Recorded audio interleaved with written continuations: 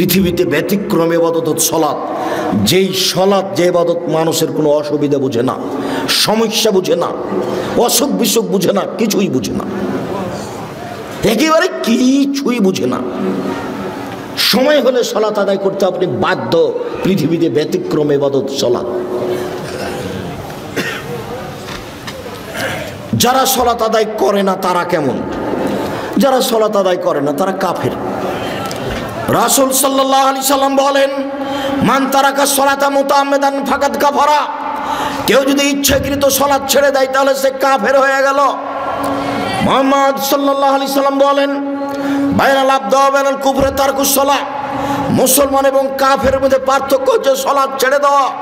কেউ যদি সালাত ছেড়ে দেয় তাহলে সে কাফের, কেউ যদি সালাত আদায় করে তাহলে সে মুসলমান। আসহাবু মুহাম্মাদিন সাল্লাল্লাহু আলাইহি সাল্লাম লা ইয়ারাউনা তারকু কুফরুন গায়রা সালাত।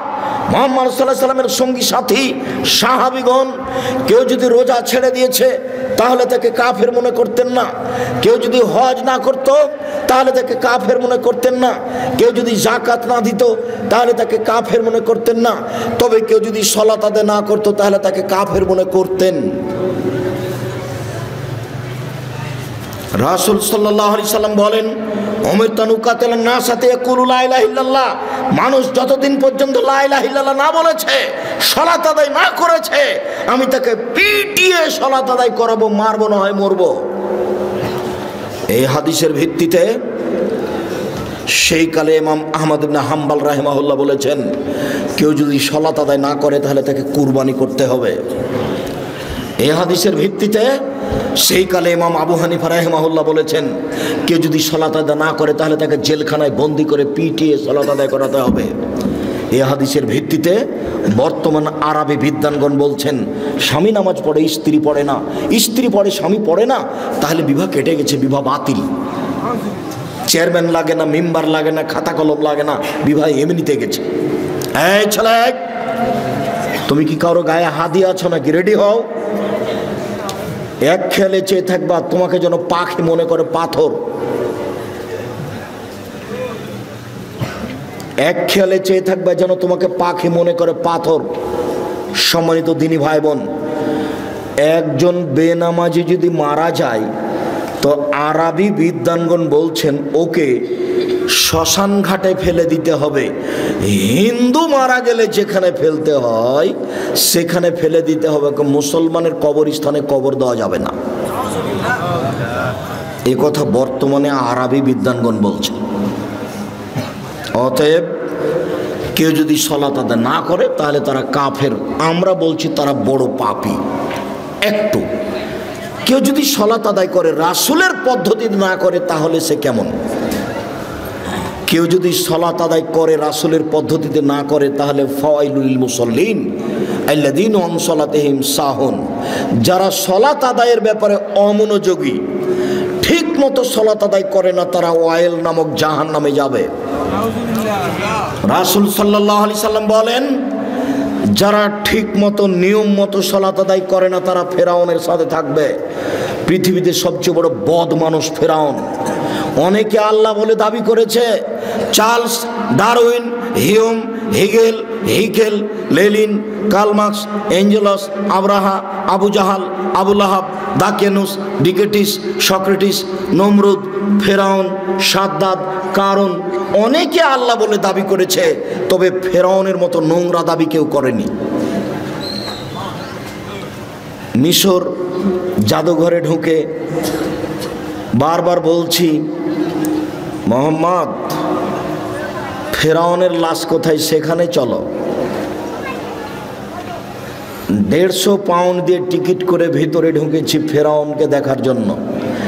দীর্ঘ সময় কাটার পরে ফেরাউন কোথায় আছে খুঁজে পাওয়া যায় না। জিজ্ঞাসা করো, জিজ্ঞাসাতে বোঝা গেল আরও 300 পাউন্ডের টিকিট করে ঢুকতে হবে, সেটা এইদিকে। তো টিকিট করার পরে ভিতরে গেলাম, দেখি 12 জন লাশ, প্রায় সবাই একই, 19-20 বোঝা যায় না। একটা লাশের পাশে লেখা আছে আল ফারার আসলি, এ হচ্ছে আসল ফেরাউন। যদিও আমি খুব একটা নিশ্চিত বিশ্বাসী নই, কেননা যেখানে ফেরাউন ডুবে গেছে বলে তারা সাইনবোর্ডে লিখে রেখেছে। আমি বক্তব্যে যখন বলেছি জায়গাটা না দেখার আগে, তখন আমার কাছে একটা অস্পষ্ট ছিল।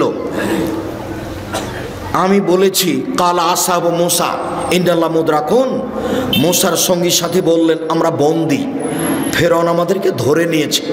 কেন? ডানে ফেরাউন, বামে ফেরাউন, পিছনে ফেরাউন, সামনে সাগর। মুসা আলাইহিস সালাম দৌড়িয়ে পালাচ্ছিলেন, পালাতে পালাতে সামনে সাগর পড়েছে। তো এখন ডান দিকে বাম দিকে পিছন দিকে ফেরাউন আছে, সামনে সাগর, বাঁচার কোনো পথ নেই। তাই সাহাবিগণ বলছেন আমরা আটকা পড়েছি। তখন মুসা আলাইহিস সালাম বলছেন কাল্লা, কখনো নহে, অসম্ভব হতে পারে না, মুসা আমাকে ধরতে পারো না। বলো কি তুমি? ইন্না মাইয়া রাব্বি, আমার সাথে আমার প্রতিপালক রয়েছেন, তিনি আমাকে পথ দেখাবেন। তোমরা বলো কি ফেরাউন আমাকে ধরে নিবে? মানে কাল্লা, কখনো নহে, অসম্ভব, এটা হতে পারে না, ফেরাউন আমাকে ধরতে পারে না।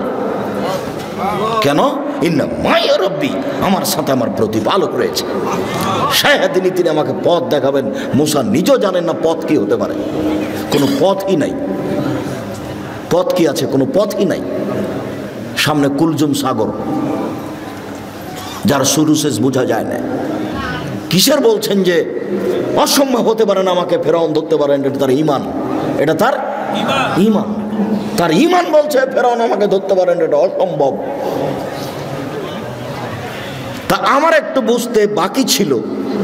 আমি আয়াতের উপরে বলেছি, সেই জায়গাটা যদি ঠিক হয়, তো এখন দেখা যাচ্ছে যে কুলজুম সাগরের পাশ দিয়ে দৌড়াচ্ছেন আর পিছনে পিছনে ফেরাউন আসছে।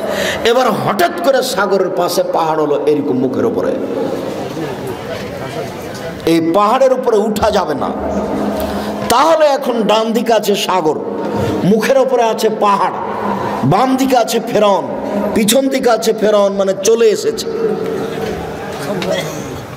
আবার এখানেই ফেরাউনকে পাওয়া গেছে, সেখানে তার সাইনবোর্ডে লেখা আছে আল্লাহ আলাম।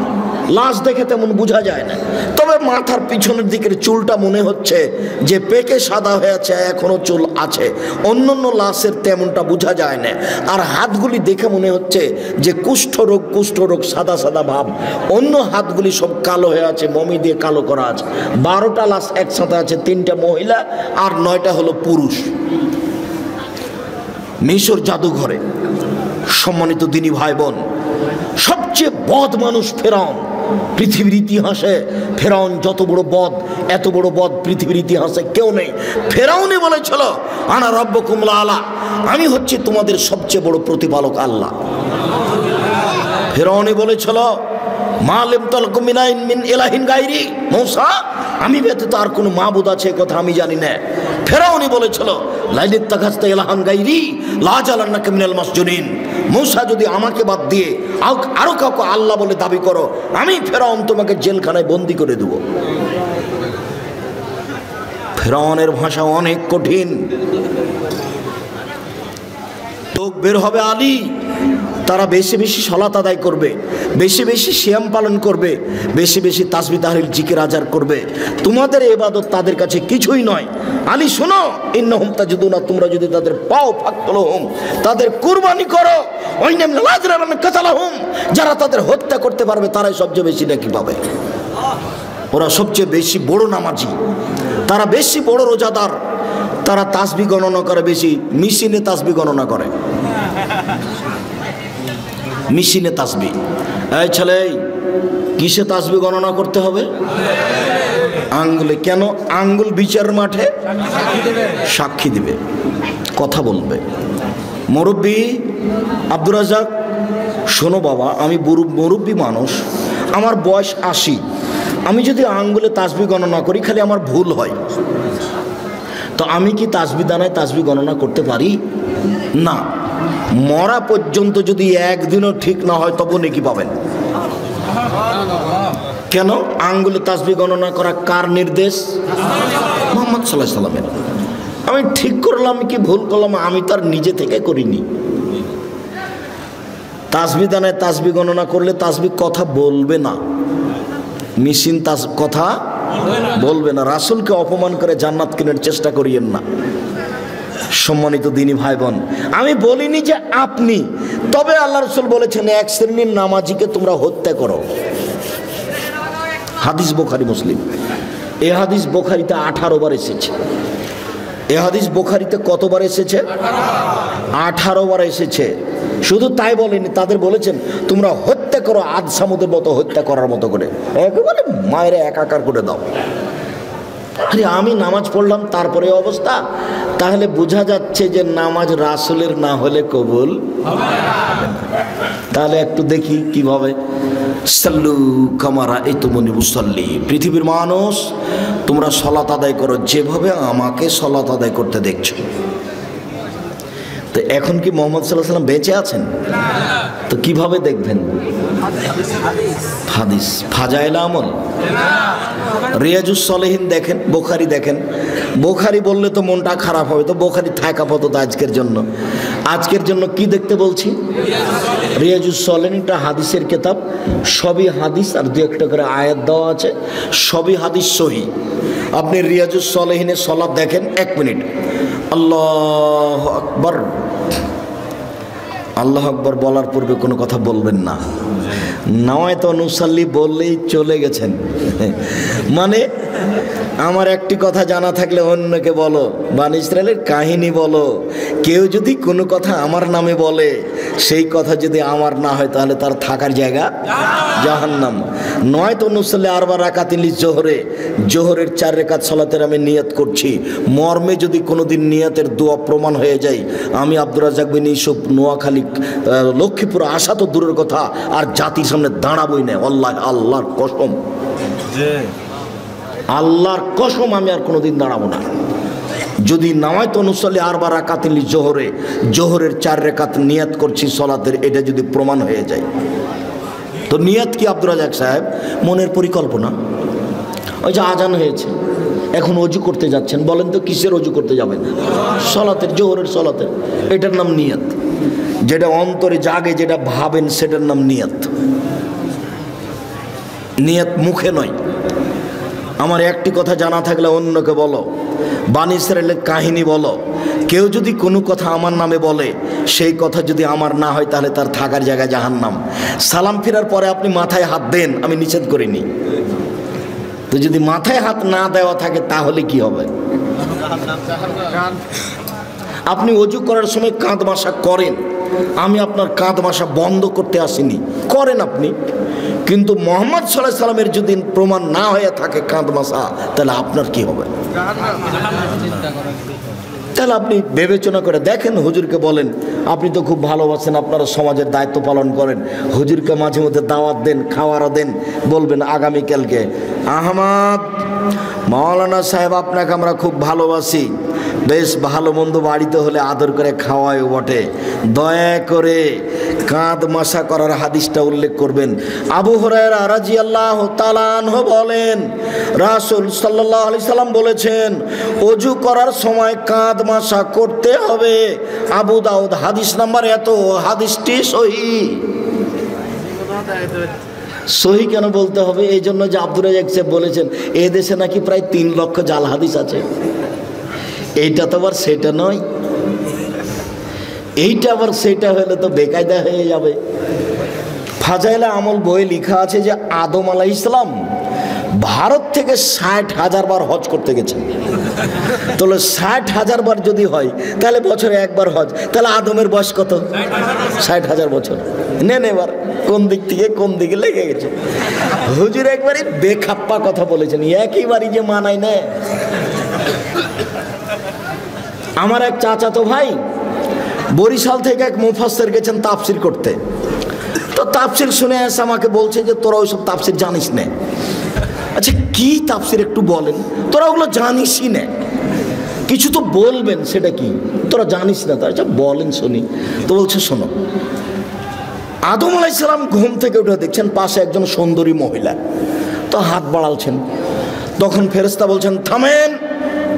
তো আদম আলাইহিস সালাম বলছেন কেন? বলে মোহর দিতে হবে। মোহর কি?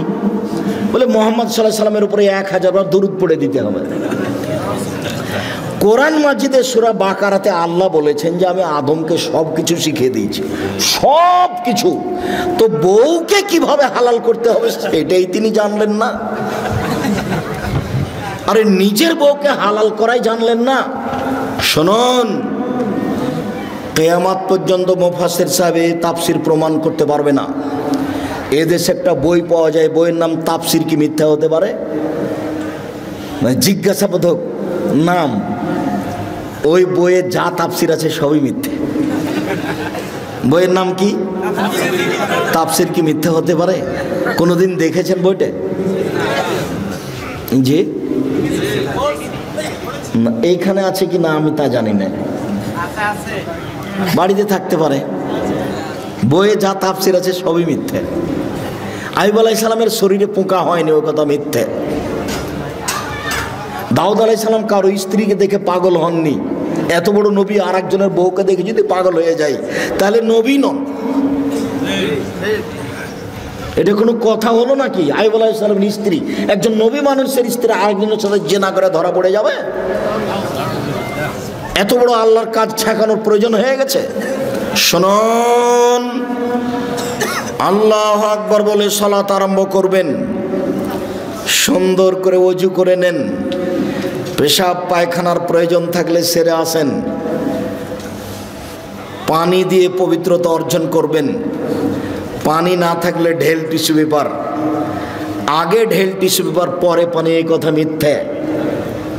আপনার টয়লেটে দেখছি খালি টিস্যু পেপারের বালতি। আগে ঢেল টিস্যু পেপার, পরে পানি, এই কথা মিথ্যে। ঢেল টিস্যু পেপার নিয়ে 40 কদম হাঁটতে হবে, এটা নোংরামি। পায়ের উপরে পা উঠিয়ে খক খক করা বেহায়াই। আপনি মনে কষ্ট নেন না, আপনি আমার দিনী ভাই। আপনি পবিত্রতা অর্জন করছেন এভাবে। আপনার বউকে 40 কদম হাঁটান দেখি। আপনার বউ ঢেল নিয়ে হাঁটুক দেখি। তো আপনার বউ যদি ঢেল নিয়ে 40 কদম হাঁটে আর পায়ের উপরে পা উঠায়, তাহলে আপনাকে দেখতে কেমন লাগবে? তাহলে আপনাকে মহিলাটাকে দেখতে যেমন যেমন লাগবে, মহিলাটা আপনাকে দেখতে তেমন তেমন লাগে। এরকম কাজ ধর্ম হতে পারে না। আপনাকে আরো বলছি, 40 কদম পরে আপনি টিস্যু ফেলেন, মনে হবে পেশাব আসলো। 40 কদম নয়, 40 দিন পরে যদি ফেলেন তবুও মনে হবে। কেন? এটা আপনার ধারণা হয়ে গেছে। সহজ পথ। পেশাব হয়ে গেছে, পানি দিয়ে পবিত্রতা অর্জন করেন, হাতটা মেজে নেন। এখন যদি মনে হয় যে এক ফোঁটা পেশাব আসলো, তাহলে ওযু করার সময় একটু পানি এনে লজ্জাস্থানে সামনাসামনি এভাবে ছিটিয়ে দেবেন। বুঝাতে পারিনি? বাস, পবিত্রতা শেষ। আর ভিতরে ধারণা করতে হবে না। ধারণা করলেই 40 কদম পরে যদি টিস্যু ফেলেন তবু মনে হবে। ওই পথই যায় না, বিপদ। আল্লাহু আকবার। ডান হাতের কবজি বাম হাতের কবজির উপরে রাখবেন। 2 পায়ের গোড়ালি জমা করবেন না। রাজশাহী চাঁপাইনবাবগঞ্জে মহিলা বৈঠকে মহিলারা বলছে, বুবু নামাজে যখন দাঁড়াবা বুবু, তখন 2 পায়ের গোড়ালি জমা করে দিও বুবু। যদি 2 পায়ের গোড়ালি ফাঁকা রাখো বুবু, তাহলে লজ্জা স্থানের যোগাযোগ বুবু মাটির সাথে হবে, মাটি অভিশাপ করবে। বুবুর সব কথাই নাকি বুখারীতে আছে। বলছে বুবু যখন সিজদা করতে যাবা বুবু, তখন হাতে যেমন মাটিতে পড়ে যায়, তেমন মাটিতে পড়ে গিয়ে আঁটো সাঁটো হয়ে সিজদা করিও বুবু। বুককে যদি উরু থেকে পৃথক রাখো বুবু, তাহলে স্তন ঝুলন্ত থাকবে বুবু, পর্দার ব্যাঘাত ঘটবে। বুবুর সব কথাই নাকি বুখারীতে আছে। বলে হিসাব, বুবু ব্লাউজ গায়ে দিয়ে আছে, শাড়ি পরে আছে, শাড়ির ওপরে চাদর আছে। বুবু ঘরে পড়ে ঘরে বসে সালাত আদায় করছে, ঘরের মধ্যে সালাত আদায় করছে। পর্দার ব্যাঘাতের কোনো প্রশ্নই আসে না। মুহাম্মদ সাল্লাল্লাহু আলাইহি ওয়াসাল্লাম যেভাবে সালাত আদায় করতে বলেছেন, পুরুষ নারীকে এভাবেই সালাত আদায় করতে হবে। এটাই চূড়ান্ত হিসাব। পৃথিবীর কোনো মানুষের সালাত আদায়ের জন্য ব্যতিক্রম কোনো প্রমাণ হবে না। সহিহ হাদিস দ্বারা প্রমাণ পেশ করতে হবে, অন্যথায় যা করেছি ভুল হয়েছে। এখন যা দেখছি বাস্তব সেটাই করতে হবে। আল্লাহু আকবার। আল্লাহু আকবার বলার সময় এরকম করতে হবে না, আল্লাহু আকবার, এটা চলবে না। আল্লাহু আকবার, এটা চলবে না। আল্লাহু আকবার, এটা চলবে না। তাহলে এটাও চলে না, তাহলে এটাও চলে না, তাহলে এটাও চলে না। তাহলে কি করতে হবে? কাঁধ সামনাসামনি, একাধিক হাদিস দেখেন, কাঁধ সামনাসামনি, আল্লাহু আকবার, কানের লতি সামনাসামনি, একটু উপরে, আল্লাহু আকবার, সামনাসামনি। হাদিসের শব্দ সামনাসামনি আপনাকে আমি কি দিয়ে বুঝাই? কেন আপনি আঙ্গুলটা এখানে নিয়ে আসলেন? কেন আপনি এরকম করতে গেলেন? কেন আপনি এরকম করলেন কেন? আল্লাহু আকবার। ডান হাতের কবজি বাম হাতের কবজির উপরে রাখেন, সহিহ হাদিস। বাহুর উপরে বাহু রাখেন, সহিহ হাদিস।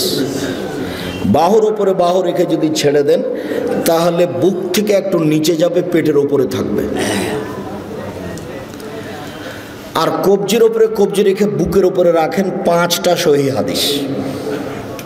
কবজির উপরে কবজি রেখে একেবারে ছেড়ে দেন নাভির নিচে, 3টে জাল ও জয়ীফ হাদিস।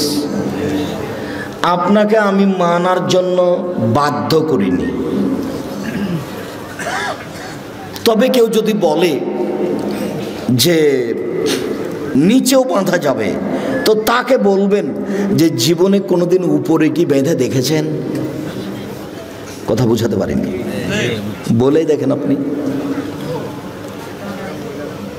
আমি কোনোদিন মাযহাব নিয়ে আলোচনা করিনি। আমাকে যদি কেউ জিজ্ঞাসা করেছে মাযহাব মানা যাবে কি, তখন আমি বলেছি বিচারের মাঠে আল্লাহ যদি ইমাম আবু হানিফা রাহিমাহুল্লাহকে বলেন যে তুমি কি কাউকে বলেছিলে যে আমাকে মেনে চলো, তাহলে ইমাম আবু হানিফা যদি বলেন না না না না আমি কাউকে মানতে বলিনি, তাহলে আপনার কি হবে?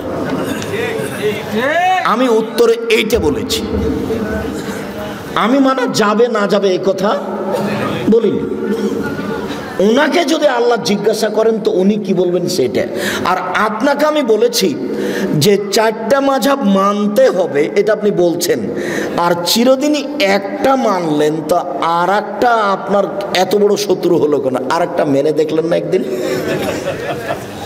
তাহলে বোঝা যাচ্ছে যে সংকীর্ণতা ভিতরে বিরাজ করে, যার কারণে আমি দল করতে নিষেধ করি। কোনো দল, কোনো সংগঠন, কোনো কিছু করবেন না। এনারা যারা মঞ্চে বসে আছেন তারা যদি কেউ আওয়ামী লীগ হয় তাহলে বিএনপিকে দেখতে পারেন না, যারা বিএনপি তারা আওয়ামী লীগকে দেখতে পারে না। এটা হলো দলের প্রতিক্রিয়া। আমি বলেছি যে 2 বোন একসাথে জন্ম নিয়েছে, যমজ, খুবই সুন্দরী, খুবই ভদ্র, নম্র, দেখতেও সুন্দরী, ভালো পড়াশোনা করেছে। তো একজনের বিবাহ হয়েছে আওয়ামী লীগ লোকের সাথে, একজনের বিবাহ হয়েছে বিএনপির লোকের সাথে। তারা এখন কথা বলে না। এটা কি হলো? এটা হলো প্রতিক্রিয়া, এটা হলো প্রতিক্রিয়া, এটা হলো সংকীর্ণতা।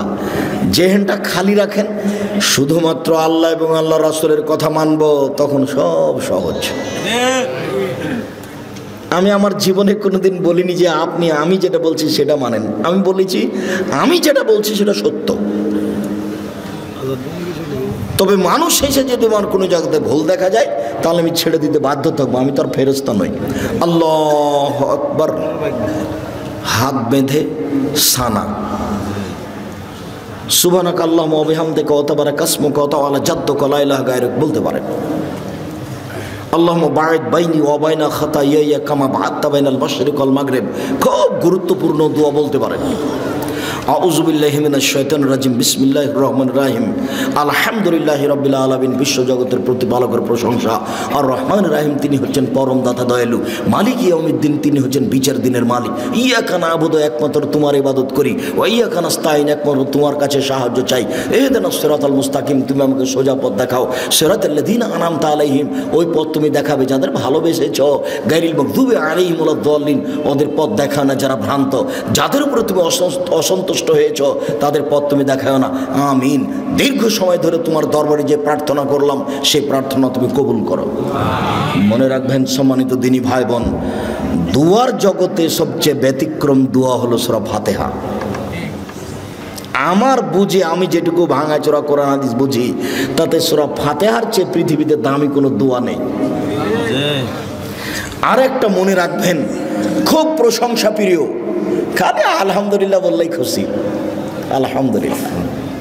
ওই জন্য আল্লাহ রসুল বলছেন আফজালু দোয়ায়ে আলহামদুলিল্লাহ, সবচেয়ে উত্তম দোয়া কি আলহামদুলিল্লাহ। আলহামদুলিল্লাহ বলার পরে বলছে আকাশ জমিন ভর্তি নেকি দিয়ে দিলাম, যাও কত নেকি দিয়ে দিলাম আলহামদুলিল্লাহ। এই জন্য তাসবিতে দিয়ে দেওয়া হয়েছে আলহামদুলিল্লাহ আলহামদুলিল্লাহ আলহামদুলিল্লাহ, মানে খুবই খুশি, খুব প্রশংসা প্রিয়। আপনি খালি আলহামদুলিল্লাহ বলেন খুব খুশি, সুবহানাল্লাহি ওয়া বিহামদিহি বলেন খুব খুশি, সুবহান রাব্বিল আযীম বলেন একবারে খুশিতে আটখান, সুবহান রাব্বিল আলা বলেন খুব খুশি, মানে আপনি তার খুব পবিত্রতা বর্ণনা করেছেন। প্রশংসা করে কিছু চাইলে দিয়ে দিবেন, নাও কি দিবেন নাও, আমি খুশি হয়ে গেছি। প্রশংসা করে শুরু করেছেন, এক সমস্ত প্রশংসা তোমার,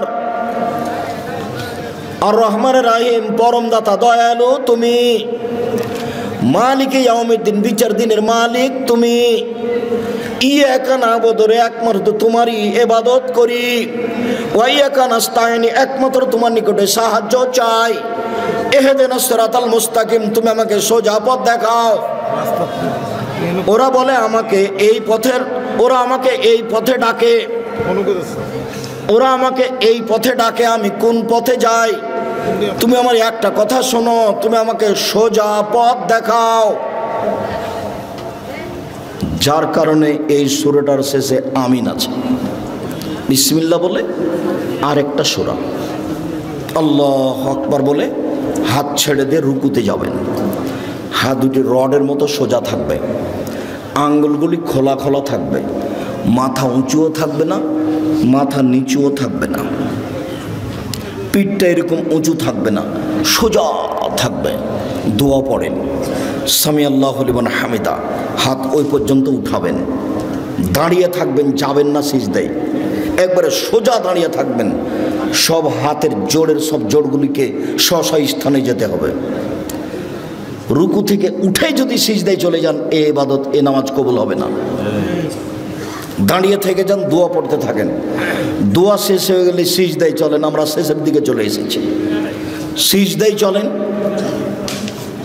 7 হাড়ের উপরে সিজদা করতে হবে, নাক কপাল 1, 2 হাত 3, 2 হাঁটু 5, 2 পায়ের বৃদ্ধাঙ্গুল 7। সিজদায় হাত পা চুলকাবেন না। সিজদায় গিয়ে যদি গাও চুলকান তাহলে এখন মাটিতে আছে 6টে, বুঝতে পারলেন না? তাহলে আদে সমন্বয় হয়েছে, সলাৎ কবুল হবে না। সিজদায় গিয়ে যদি একটা পা উঠে আর একটা পা চুলকান তাহলে এখন মাটিতে কয়টা আছে? 6টে। অথচ সিজদার সময় মাটিতে কয়টা থাকবে? 7টা। নাক আগে না কপাল আগে এই কথা নয়, দুটাই মাটিতে লেগে থাকবে, এটা কথা। নাক কপাল 1, 2 হাত 3, 2 হাঁটু 5, 2 পায়ের বৃদ্ধাঙ্গুল 7। হাত দুটির আঙ্গুল জমা জমা করে কানের পাশে রাখবেন, কোনোইকে এভাবে উঠে রাখবেন, পেটের নিচ দিয়ে যেন ছাগলের বাচ্চা পার হতে পারে, সহিহ হাদিস। নারী পুরুষ সবারই একই হুকুম, কোনো পার্থক্য নেই। সিজদায় থেকে উঠে দোয়া পড়েন, আবার সিজদায় যান, উঠে আসেন, এ হলে 1 রেকাত, আরও 1 রেকাত, এ হলো 2 রেকাত। আত্তাহিয়াতুর বৈঠক হলে পায়ের পাতার উপরে বসবেন। আর যদি সালামের বৈঠক হয় তাহলে বাম পাকে ডান দিকে বের করে দিবেন, নিতম্বের উপরে বসবেন, ডান পাটা খাড়ো হয়ে থাকবে, বাম হাতের আঙ্গুল জমা জমা করে হাঁটুর উপরে রাখবেন, ডান হাতের আঙ্গুলের কনিষ্ঠ আঙ্গুল এবং তার পরেরটা জমা করবেন। করেন তো দেখি। বৃদ্ধ আঙ্গুলের পরের আঙ্গুলের নখের উপরে পেটটা রাখেন, অবিরাম নড়বে আত্তাহিয়াত হয়ে গেলে সালাম পর্যন্ত। একবার উঠানোর পৃথিবীতে ভুয়া হাদিসও নেই, এটা এমনিতেই চলছে। অবিরাম নড়বে, যতবার নড়বে ততবার শয়তানকে আঘাত করা। আত্তাহিয়াত, দরুদ, দুআয়ে মাসুরা। তারপরে আমার একটা পরামর্শ, সেটা কি বলেন তো? রব্বির হামহুমা কামা রাব্বায়ানি সাগীরা। বাপ মায়ের জন্য দোয়া করা, জাযাকাল্লাহ খায়ের, মনে আছে? ভুলবেন না সহজে। রব্বির হামহুমা কামা রাব্বায়ানি সাগীরা। হে আল্লাহ, তুমি আমার প্রতিপালককে দেখো, তুমি আমার বাপ মাকে দেখো, বাল্য অবস্থায় আমাকে যেভাবে দেখেছিল। এই দোয়াটা যেন না ভুলি, তার জন্য কি পরামর্শ আছে? 2 রাকাত সলাত। 2 রাকাত সলাত আদায় করে আল্লাহকে বলবেন যে একমাত্র দোয়াটা মনে রাখার জন্য আমি এই 2 রাকাত সলাত আদায় করছি, তুমি আমাকে কবুল করো। আসসালামু আলাইকুম রহমতুল্লাহ, আসসালামু আলাইকুম রহমতুল্লাহ। এরপরে যা কিছু হবে তা জিকির। সম্মানিত দিনী ভাই বোন, জিকিরের সবচেয়ে গুরুত্বপূর্ণ জিকির হলো আয়াতুল কুরসি। সালাম ফেরার পরে যদি কেউ আয়াতুল কুরসি বলে তাহলে জান্নাতে চলেই গেছে। তো ঢোকেনি কেন? মরেনি এই জন্য।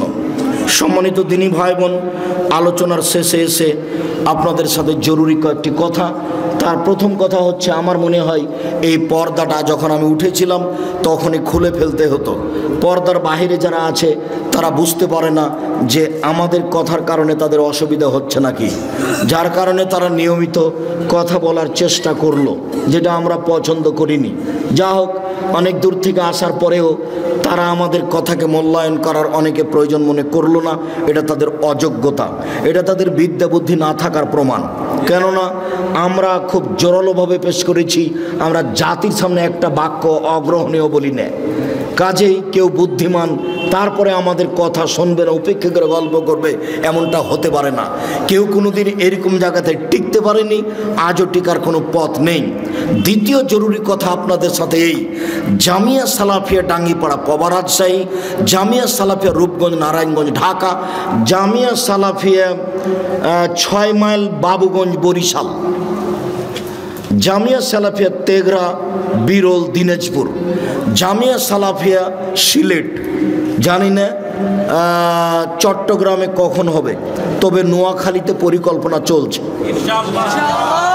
লক্ষ্মীপুরের লোকেরা অনেকে দাবি রেখেছে, এখন আমি চূড়ান্ত হিসাব পেশ করিনি, অপেক্ষায় আছি। ভাবছিলাম নোয়াখালী মেন নোয়াখালীতে হোক, তাহলে সব জেলার জন্য সহজ হবে। শেষ পর্যন্ত যদি নাই হয় তাহলে লক্ষ্মীপুরে হিসাব থাকতে পারে। মর্মে সকল দিনী ভাই বোনকে আমি জামিয়া সালাফিয়ার জন্য আন্তরিকভাবে দোয়া করার জন্য অনুরোধ জানাচ্ছি। আমার মনে বড় সাধ, এদেশের মাটিতে আমি উন্নত মানের প্রতিষ্ঠান গড়ে উন্নত মানের বাংলা ইংরেজি আরবি শিক্ষাদানের মাধ্যমে অন্যায়ের বিরুদ্ধে লড়বো, মুখে কলমে মিডিয়ায় ইনশাআল্লাহ আমি লড়বো ইনশাআল্লাহ। সম্মানিত দিনী ভাই বোন, মর্মে আপনাদের সামনে জামিয়া সালাফের পক্ষ থেকে মুখে যেমন বলি তেমন একটা কলম পেশ করতে চাই আপনাদের সামনে। সেটা হলো মাসিক আলিতে পত্রিকা। তাতে আছে 10 জন মুফতি, তাতে আছে 10 জন গবেষক, তাতে আছে 14 জন কর্মচারী। ব্যয়বহুল খরচের পত্রিকা, মাসিক আলিতে পত্রিকা, 50টা প্রশ্নের উত্তর থাকে। সব দিনই ভাই বোনকে আজকে শুধু নয়, নিয়মিত একটা করে পত্রিকা সংগ্রহ করার জন্য অনুরোধ জানাচ্ছি। আর আবদুল্লাহর বই লেখা রিজিক, ব্যতিক্রম বই রিজিক, সম্ভবত দাম ৭৭ টাকা। আপনার রুজিতে বরকত হয় না কেন, বা রুজি বেশি হবে কি করে? হাদিস ভিত্তিক অনেক দলিল পেশ করেছে আবদুল্লাহ, বইয়ের নাম রিজিক। আবদুল্লাহর বইটা যদি থাকে মিন্নাতুল বারি আছে কিনা আমি জানি না। বাংলার ব্যতিক্রম ব্যাখ্যা মিন্নাতুল বারি, আরবি ভাষাতে এমানের ব্যাখ্যা বের হয়েছে তা আমার জানা নাই। এই হিসাবে ব্যতিক্রম বুখারীর ব্যাখ্যা মিন্নাতুল বারি। আমি খাকসার, আমার তেমন কিছু নেই আজকে, তবু তাওজিহুল কোরআন তাফসির, ব্যতিক্রম পদ্ধতিতে তাফসির লেখা আছে তাওজিহুল কোরআন। তাওজিহুল কোরআন আর দোয়ার বই, প্রায় 40টি সহিহ হাদিস আছে হাত তুলে দোয়া করার, কিছু জয়ীফ হাদিস আছে, 16টি স্থান আছে কোথায় কোথায় হাত তুলে দোয়া করতে হবে।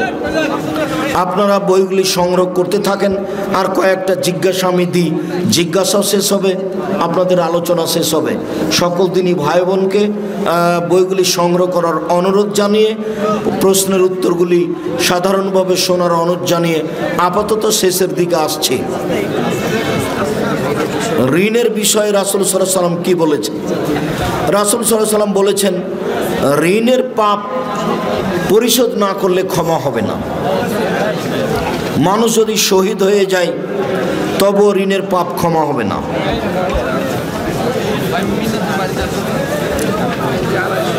জুম্মার 2টা আজানের বিধান কি? 2 আজান বিদআত, এক আজান সহি হাদিস, 2 আজান উসমান রাদিয়াল্লাহু তাআলা কি বেদাত করেছেন? না, উসমান রাদিয়াল্লাহু তাআলার ইজতিহাদ। যদি ইজতিহাদ প্রয়োজন হয় তাহলে মানতে হবে, প্রয়োজন না হলে এই ইজতিহাদ সেই কালে আব্দুল্লাহ ইবনে উমর নাকচ করেছে। জাকির নায়েক সম্পর্কে কিছু বলুন। জাকির নায়েক বড় পণ্ডিত মানুষ, সঠিক আকীদার মানুষ। জাকির নায়েকের কথা গ্রহণীয়। দেখেন দলিল সহ হলে অবশ্যই গ্রহণ করবেন। মৃত ব্যক্তির জন্য কুলখানি, কোরআন খতম, 43 কি যায় জিনা কাবিরা গুনহা। মৃত ব্যক্তির জন্য কোরআন খতম করা যাবে না। মুখে দোয়া করতে হবে, অর্থের দান করতে হবে। রাসূলুল্লাহ সাল্লাল্লাহু আলাইহি সাল্লামকে রুহানি পিতা বলা যাবে কি? জি না। এগুলো হচ্ছে ধর্মের নামে বিকৃত কথা। মুহাম্মদ সাল্লাল্লাহু আলাইহি সাল্লাম কারো রুহানি, নগদ, বাকি কোনো পিতা নন। মুহাম্মদ সাল্লাল্লাহু আলাইহি সাল্লাম হচ্ছেন জনগণের রাসূল, নবী।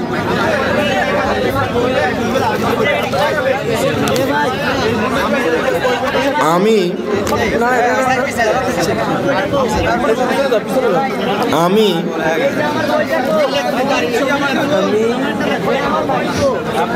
পায়জালে আমল নামক কিতাবে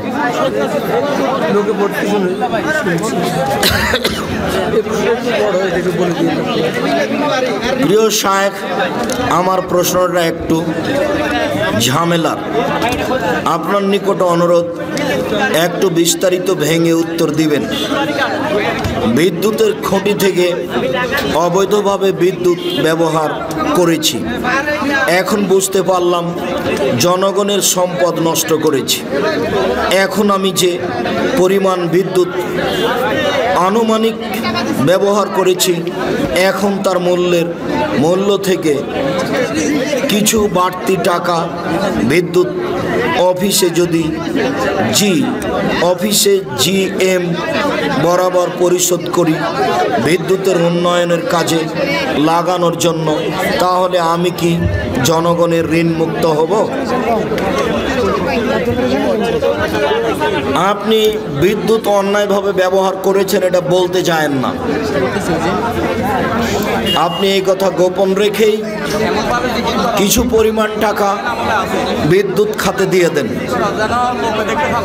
যে আমি এই টাকাটা দিয়ে দিলাম, বিদ্যুৎ খাতে আপনারা ব্যবহার করবেন।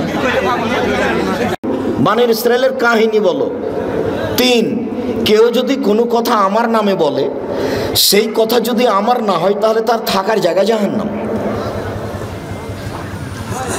3 নম্বর বাক্যের সাথে আগের 2টা বাক্যের কোনো মিল নেই। 1, আমার একটি কথা জানা থাকলে অন্যকে বলো, এই কথা যারা জানে আলেম তাকে বললেন। 2, বানি ইসরাইলের কাহিনী বলো, কোনো দোষ নেই, যারা জানে কাহিনী, যারা আলেম তারাকে বললেন। 3, কেউ যদি কোনো কথা আমার নামে বলে, সেই কথা যদি আমার না হয় তাহলে তার থাকার জায়গা জাহান্নাম। এটা আল্লাহর নবী আলেমকে বললেন।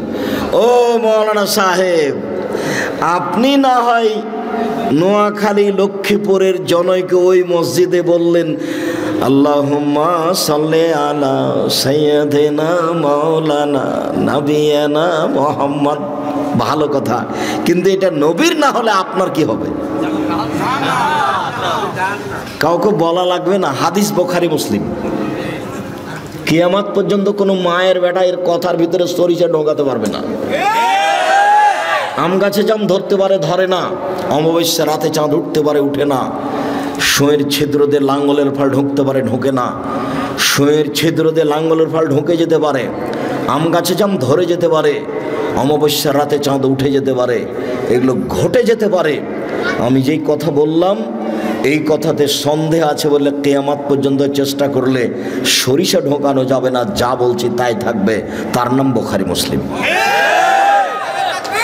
আর এরকম জায়গায় আমি নিজের কথা বলিনি। হুজুরের জাহান্নাম হবে। হুজুর যত বড়ই জুব্বা পড়ুক, পাগড়ি যত বড়ই হোক, আলখাল্লা যত বড়ই হোক, টুপি যত বড়ই হোক, রেহাই হবে না। হুজুরের বাঁচার কোনো পথ নেই, এ কথা মুহাম্মদ সাল্লাল্লাহু আলাইহি সাল্লাম বলেন, আমি বলিনি। আর ধর্ম তো মৌলানা দিয়ে চলে না, পীর দিয়ে চলে না, হুজুর দিয়ে চলে না, একজন মানুষ দিয়ে চলে, যার নাম মুহাম্মদ সাল্লাল্লাহু আলাইহি সাল্লাম। পৃথিবীর কোনো মানুষ দিয়ে ধর্ম চলে না, মাত্র একজন মানুষ দিয়ে ধর্ম চলে, যার নাম মুহাম্মদ সাল্লাল্লাহু আলাইহি সাল্লাম। ধর্মের নামে কেউ কিছু যদি বলে তাহলে সেটা কার হতে হবে? মুহাম্মদ সাল্লাল্লাহু আলাইহি সাল্লামের হতে হবে। তবে এদেশের মাটিতে, ভারত, বাংলাদেশ, পাকিস্তানের মাটিতে, এদেশের মাটিতে প্রায় 3 লক্ষ মানুষের বানানো হাদিস আছে, তার 10,000 আছে আমার বাসায়। আমি 10,000 দেখাতে প্রস্তুত যে কোনো সময়ে। আবার বলি, আমার একটি কথা জানা থাকলে অন্যকে বলো, বানি ইসরায়েলের কাহিনী বলো। বানি ইসরায়েলের কাহিনী কি?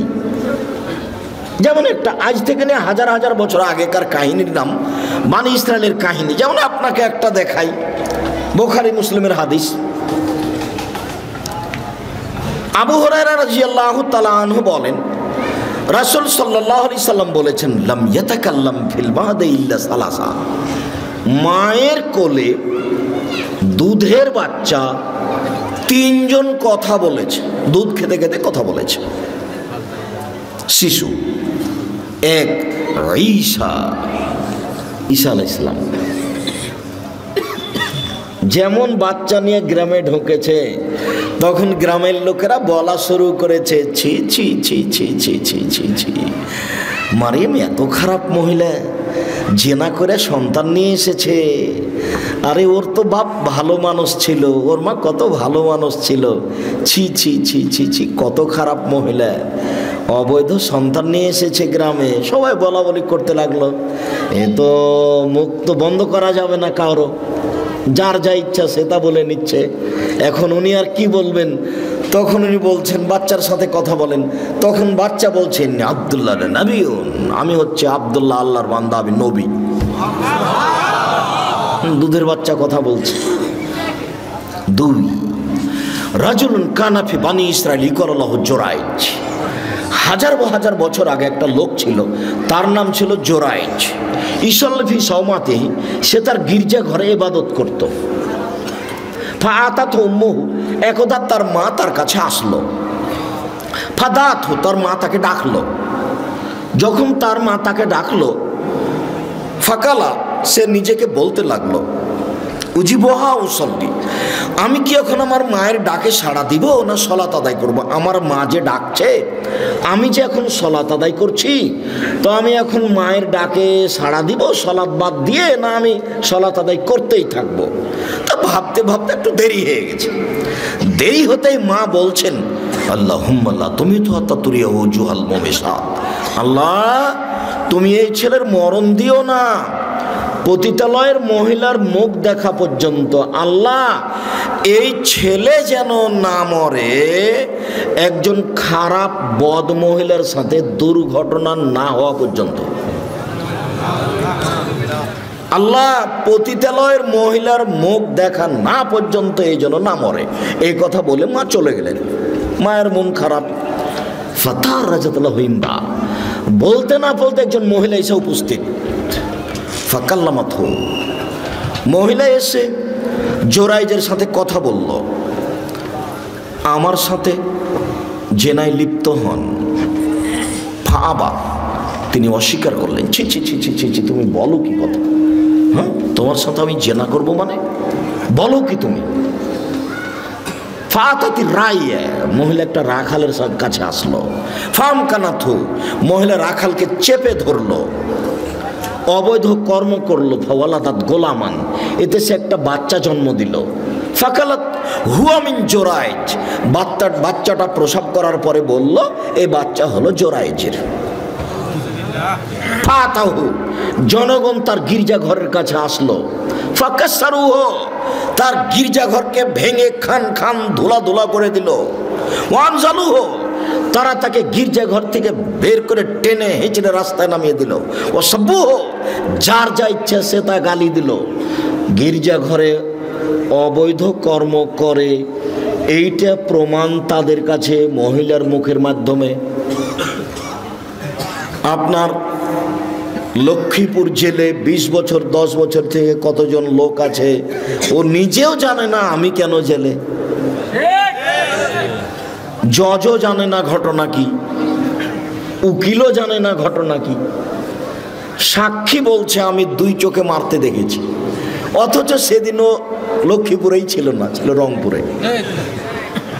তার নাম মিথ্যা সাক্ষী, তার নাম মিথ্যা সাক্ষী। পৃথিবীতে 3য় মহাপাপ হলো মিথ্যা সাক্ষী।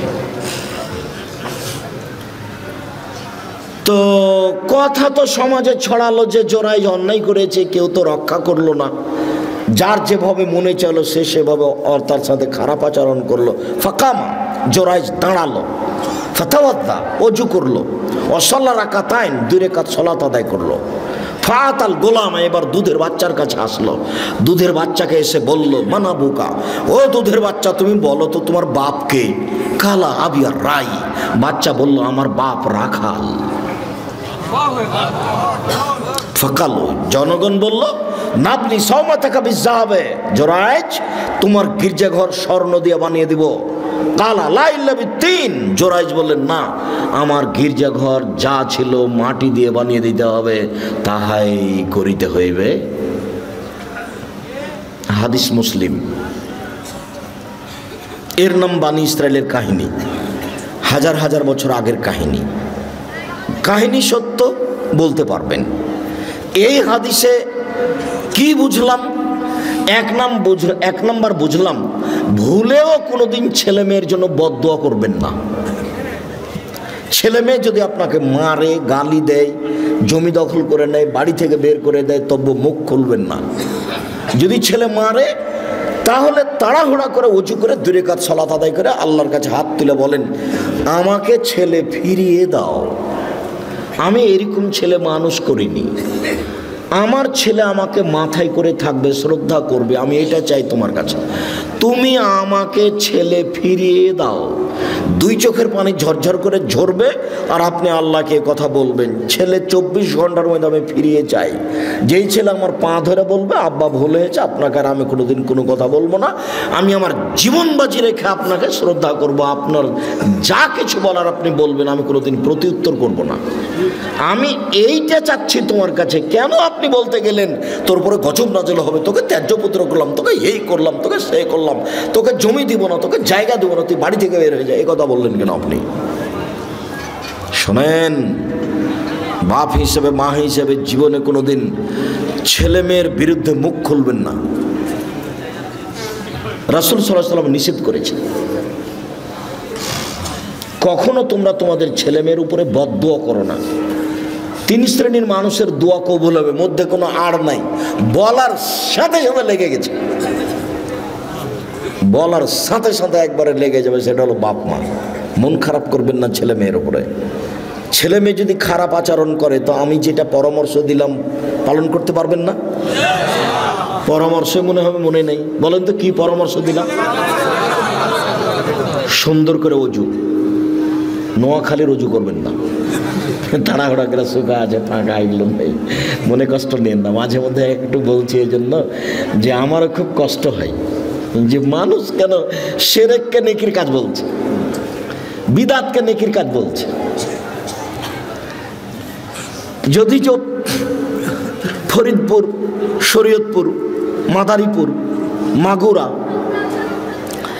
তারা এরকমই, কিন্তু আপনাদের চেয়ে তারা বেশি আগিয়েছে বলে আমার অনুমান। ঠিক বরিশাল, পিরোজপুর, ঝালকাঠি, ভোলা, বরগুনা, পটুয়াখালী আপনাদের মতোই শিরক বেদাত নেকির কাজ, এরপরে আপনাদের চেয়ে তারা অনেক বেশি আগিয়েছে বলে আমার অনুমান। আব্দুর রাজ্জাক সাহেব আমাদের কি দুর্বল দেখছেন? কিছুটা কিছুটা, তাই আমার মনে তাই হচ্ছে, আমি বাহ্যিক অনুমান করে বলছি। আমি তো চট্টগ্রাম, সিলেট, বরিশাল, নোয়াখালী, ফরিদপুর যাচ্ছি, তাতে আমার অনুমান। তবে ফরিদপুর, শরীয়তপুর, মাদারীপুর, মাগুরা, আপনার ওইদিকে বরিশাল, ঝালকাঠি, পিরোজপুর, ভোলা, বরগুনা, পটুয়াখালী, আর এইদিকে আপনার নোয়াখালী, ফেনী, লক্ষ্মীপুর, আর ওইদিকে আপনার কুমিল্লা, আপনার চাঁদপুর, ব্রাহ্মণবাড়িয়া, ওইদিকে আপনার সিলেট, সুনামগঞ্জ, মৌলভীবাজার, এইসব পুরো জেলাগুলি 19-20 শিরক নেকির কাজ, বিদাত নেকির কাজ। অবাক, শিরক করে বলছে নেকির কাজ করলাম, বিদাত করে বলছে নেকির কাজ করলাম। আসসালামু আলাইকুম, হাতখান টেনে একবার বুকে মারলো, তারপর এরকম করছে। এমন কোনো মায়ের বেটা জন্ম নিয়েছে আজ পর্যন্ত, আজ থেকে কিয়ামত পর্যন্ত সময় থাকলো এভাবে হাত মিলানোর পরে হাত টেনে আর কিছু করতে হবে? এভাবে হাত মিলানোর পরে হাত টেনে আর কিছু করতে হবে, এটা প্রমাণ হয়ে গেলে আমি আব্দুর রাজ্জাক বিন ইউসুফ আর জিন্দেগিতে বক্তব্য দেবো না। তার মানে আপনার কাছে বিকৃত ধর্ম আছে, বিকৃত ধর্মে আপনার কাছে প্রিয়। সম্মানিত দিনী ভাই বোন, বলছিলাম আমার একটি কথা জানা থাকলে অন্যকে বলো, 1, 2 বানি ইসরায়েলের কাহিনী বলো, 3 কেউ যদি কোনো কথা আমার নামে বলে, সেই কথা যদি আমার না হয় তাহলে তার থাকার জায়গায় জাহান্নাম। এইবার আপনি ফায়সালা দেন। বালাগাল ওলা বেকামালেহি কাশাফাদ্দ যাবে জামালেহি হাসনাত জামিও খেসালেহি সাল্লু আলাইহি ওয়া আলিহি। এই দরুদ যদি নবীর না হয় তাহলে কি হবে? কাউকে বলা লাগবে না, ফতোয়া দেওয়া লাগবে না, এমনিতে পথ রেডি হয়ে আছে। যেটা আপনি ইবাদত করছেন সেটা যদি রাসূলের না হয়, যেটুকু করছেন, যা করছেন, আমি আপনি কোনটা করবেন কোনটা করবেন না, কোনটা চলবে কোনটা চলবে না আজকে বলতে আসেনি। তবে আমার 1 নম্বরে কথা হলো এইটা।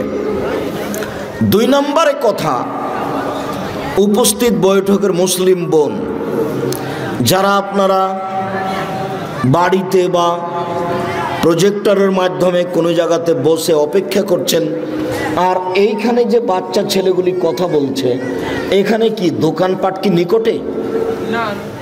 তো এই ছেলেগুলি কেন? তাহলে কি আপনাদের ওটা দেখাশোনার লোক না এখানে? কেন কথা বলছে এত? এটা কন্ট্রোল করতে হবে। ও তো কথা বোঝার তো তার প্রয়োজন নেই। আপনি যদি তার সাথ দেন তাহলে এটা খুব দুঃখজনক কথা। নিজেকে পশু প্রাণী মনে করবেন না, গরু ছাগল মনে করবেন না, মানুষ মনে করবেন। বুঝেও বুঝে না ওরা অন্তর আছে, বুঝে না, দেখেও দেখে না ওরা চক্ষু আছে, দেখে না, শুনেও শোনে না ওরা কান আছে, শোনে না।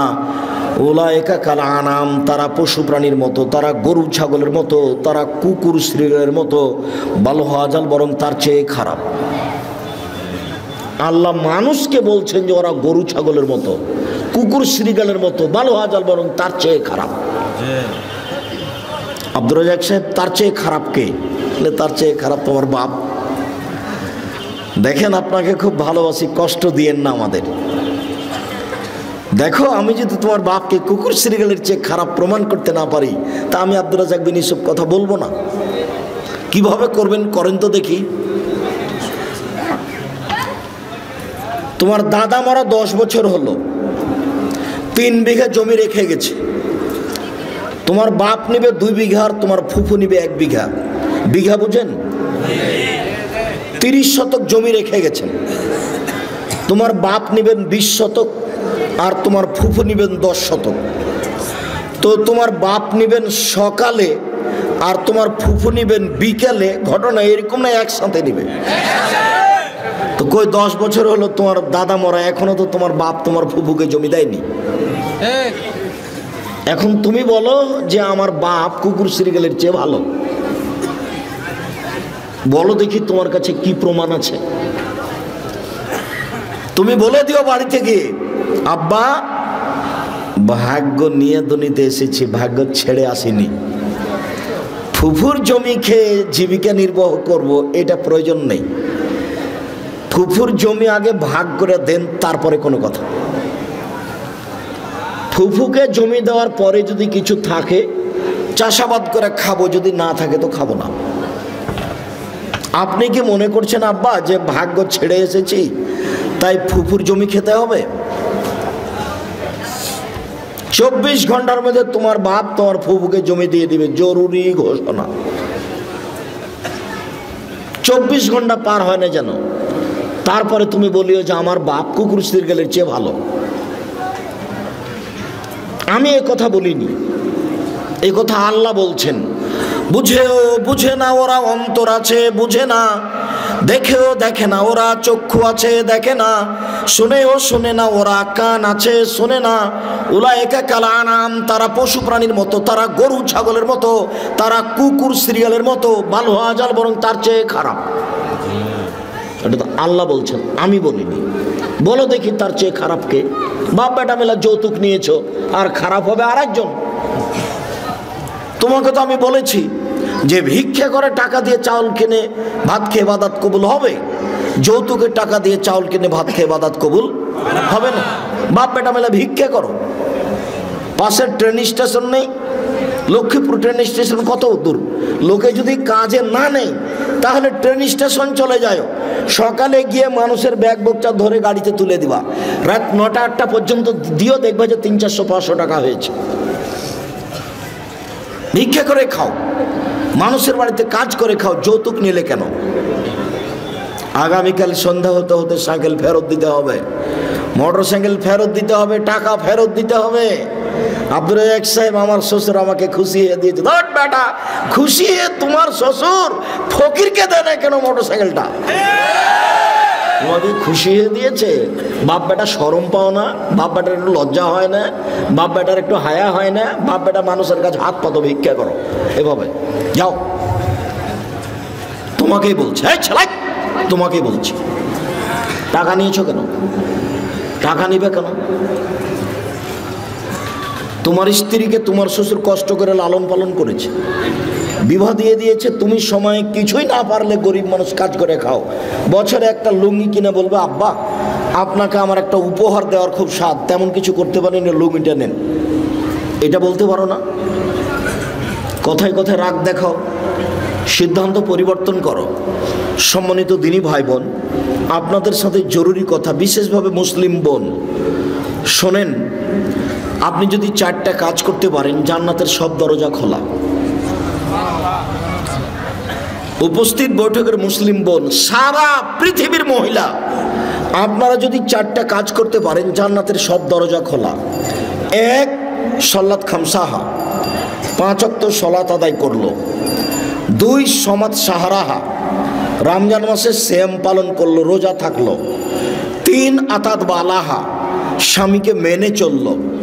4, আহসানাত ফারজাহা, জেনায় লিপ্ত হলো না। তাহলে জান্নাতের সব দরজা খোলা। এ কথা আমি বলিনি, আমি একজন অনুবাদক। মুহাম্মদ সাল্লাল্লাহু আলাইহি ওয়াসাল্লাম বলেছেন, তার মুখের ভাষা আরবি থেকে আপনাকে আমি বাংলা করে শোনালাম। 1, 5 ওয়াক্ত সলাত নামাজ। 2, রমজান মাসের রোজা সিয়াম। 3, স্বামীকে মেনে চলা, তিতে লাগলেও মিঠা লাগলেও। আমি বুঝলাম আপনার স্বামী আপনাকে গালি দেয়, তার মুখের ভাষা খুব খারাপ। এরপরে আপনি ধৈর্য ধারণ করেন, মেনে নেন। দেখতে দেখতে 3-4টা ছেলে মেয়ে হয়ে গেছে। এই সংসার ছেড়ে আপনি কোথায় যাবেন? আমি আপনার দিনী ভাই, আপনাকে আমি আপনার দিনী ভাই হিসাবে আপনাকে আমি দিনী বোন মনে করে পরামর্শ দিচ্ছি। আপনি এই সংসার মেনে নেন, আপনি ধৈর্য ধারণ করেন, আপনি মন ভারী করে থাকিয়েন না। আপনার কাছে 1 গ্লাস পানি চেয়েছে, তা আপনি 1 গ্লাস পানি নিয়ে সামনে থ্যাক্কস করে রেখে দিয়ে দিকে চলে গেলেন। এটা হবে না। তিতা লাগুক আর মিঠা লাগুক, তার সাথে কথা বলতে হবে, হাসি মুখে থাকতে হবে। 20 দিন পার হয়ে যায়, মাস পার হয়ে যায়, তার সাথে কথা বলেন না। মেয়েকে দিয়ে পানি দিয়ে পাঠান, খাবার দিয়ে পাঠান, কতদিন থেকে স্বামীর সাথে কথা নেই। দেখেন, এই নীতি, এই ঢং বন্ধ করতে হবে। যদি আপনি সামলাতে না পারেন, যদি মনে করেন যে এর সাথে আমার হবে না, তাহলে আপনি খোলা তালাক করেন। স্বামী যদি কোটি টাকা ইনকাম করে, স্বামী যদি পরহেজগার থেকে পরহেজগার তাহাজ্জুদ পড়ে, এরপর আপনি নির্দ্বিধায় ছেড়ে দিতে পারেন। খোলা তালাক। চেয়ারম্যান মেম্বারকে বলতে হবে ভাই আমি তার সাথে ভাত খাবো না, তার আপনি একটু পৃথকের ব্যবস্থা করে দিন। চেয়ারম্যান একটা খোলা তালাক করে ছেলের কাছে পাঠিয়ে দেবে, বাস কাহিনী শেষ। আপনি 30 দিন পরে আর এক জায়গাতে বিবাহ বসতে পারবেন। খোলা তালাকের বিবাহ বসার সময়সীমা এক মাস। আপনাকে আমি এই সংসারে থাকতে বাধ্য করিনি, তবে আপনি মুখ বন্ধ করে কথা না বলে মাস মাস কাটাবেন, এর অনুমতি নেই। আপনার স্বামীর মুখ খারাপ হবে এটা মেনে নিলাম, আপনাকে গালি দেয় এটা আমি মেনে নিলাম, আপনাকে মারে এটা আমি মেনে নিলাম। যেহেতু এতদিন পর্যন্ত আছেন, তাহলে একটু খোলা মুখে হাসি মুখে স্বামীকে মেনে চলেন, আপনার জন্য ভালো হবে। জান্নাতের দরজা সব খোলা, আমি বলিনি, এ কথা মুহাম্মদ সাল্লাল্লাহু আলাইহি ওয়াসাল্লাম বলেছেন। 4, জেনা থেকে বেঁচে থাকলো। যদি আপনার জেনা হয়ে গিয়ে থাকে তাহলে আপনি তওবা করেন, আপনি ভালোর মধ্যে হয়ে যাবেন। শুধু ভালোর মধ্যে নয়, আপনি যদি খালে সন্তরে তওবা করতে পারেন তাহলে যে জেনার পাপটা হয়েছে এটা পাল্টা নেকি দিয়ে পূর্ণ হয়ে যাবে। এ কথা আমি বলিনি, এটা আল্লাহ তাআলা বলেছেন। আপনার তওবাটা কেমন এটা আল্লাহ দেখতে চান। শুধু তাই নয়, আল্লাহ তাআলা বলছেন ওয়ানাহা নাফসা আনিল হাওয়া ফাইনাল জান্নাতা হিয়াল মাওয়া। পৃথিবীর মানুষ শোনো, তোমরা যারা অশ্লীল কাজ থেকে বিরত থাকতে পারবে, আমি আল্লাহ তোমাদেরকে জান্নাতুল মাওয়া দিয়ে দিলাম। তুমি যদি আজকে প্রেমের গল্প বন্ধ করতে পারো, তুমি যদি বলতে পারো আস্তাগফিরুল্লাহ ওয়া আতুবু ইলাইহি, জিন্দেগিতে আমি তোমার সাথে আর কোনোদিন মোবাইলে কথা বলবো না, তোমার সাথে আমি প্রেমে লিপ্ত হব না, এইটা তুমি যদি কঠোর হাতে শক্ত হাতে মজবুত করে বন্ধ করতে পারো, তাহলে আল্লাহ বলছে না আমি তোমাকে জান্নাতুল মাওয়া দিয়ে দিলাম। যেটা আল্লাহর ওয়াদা, কোনো মানুষের কথা নেই। ওয়ানাহা নাফসা আনিল হাওয়া, যে নিজেকে প্রবৃত্তি থেকে ঠেকাতে পারলো, আমি আল্লাহ তার জন্য নিজের কিছু করার ছিল না। একটা ঘটনা আপনাকে শোনাই, বুখারী মুসলিমের হাদিস। আল্লাহ রাসূল 1 গ্লাস পানি নিয়ে একটু খাওয়ার পরে, এখন ডান দিকে দিতে হবে, এটা নীতিগত হিসেব। তো ডান দিকে আছে ছোট ছোট বাচ্চা, বাম দিকে আছেন আবু বকর সিদ্দিক উমর। তখন আল্লাহ রাসূল ছোট ছোট বাচ্চাগুলিকে বলছেন, এই শোনো শোনো শোনো, তোমরা আমাকে একটু অনুমতি দাও না, আমি গিলাসটা এদিকে দিই। বাম দিকে বড় মানুষ আছে, কিন্তু আমি তো দিতে পারি না, আমাকে ডান দিক থেকে দিতে হবে, তো তোমরা একটু অনুমতি দাও আমাকে। তখন বাচ্চারা বলছে না না না না, আপনার পক্ষ থেকে পানি আমরা পাবো, সেটা অন্য কাউকে দিব, এটা হতে পারে না। তখন আল্লাহ রাসূল বলছেন নাও নাও, তাহলে তোমরাই নাও, নাও তোমরাই নাও। হাদিস বুখারী মুসলিম। এটা আপনি কি বুঝলেন? পৃথিবীর সবচেয়ে বড় মানুষ, এত বড় দামি মানুষ আল্লাহ পৃথিবীতে কাউকে সৃষ্টি করেননি।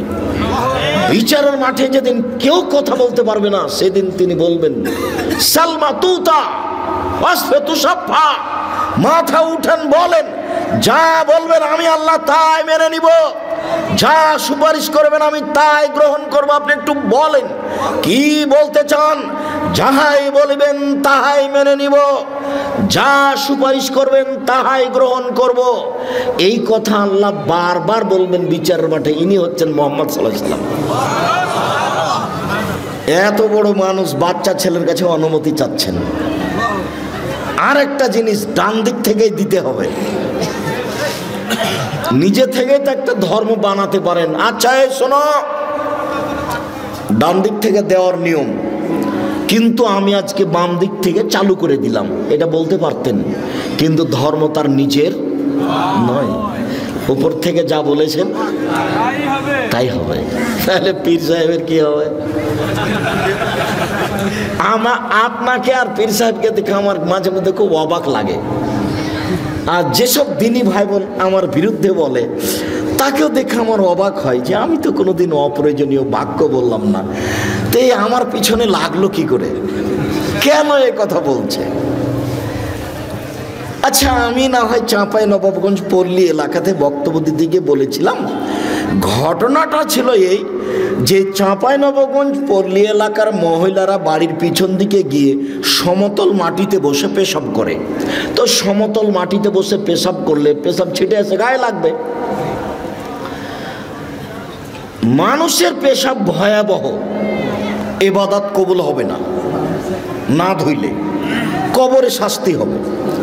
পক্ষান্তরে চাঁপাইনবাবগঞ্জের মহিলা পুরুষ গাভীর পাশ দিয়ে গেলে গাভী যদি পেশাব করে তাহলে কাপড়টা গুটিয়ে ধরে, দূর দিয়ে যায়, যেন গাভীর পেশাব কাপড়ে না লাগে।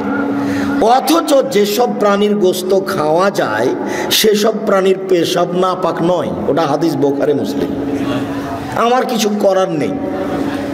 উটের পেশাব খেতে আল্লাহর নবী বলেছেন, আমি কি করতে পারি বলেন? হাদিস বুখারী মুসলিম। পৃথিবীর সবচেয়ে দামি মানুষ যার হাতে ধর্ম নির্ভর করে, তিনি বলেছেন যে তোমাদের পেট ফুলে গেছে, তোমরা উটের পেশাব খাও।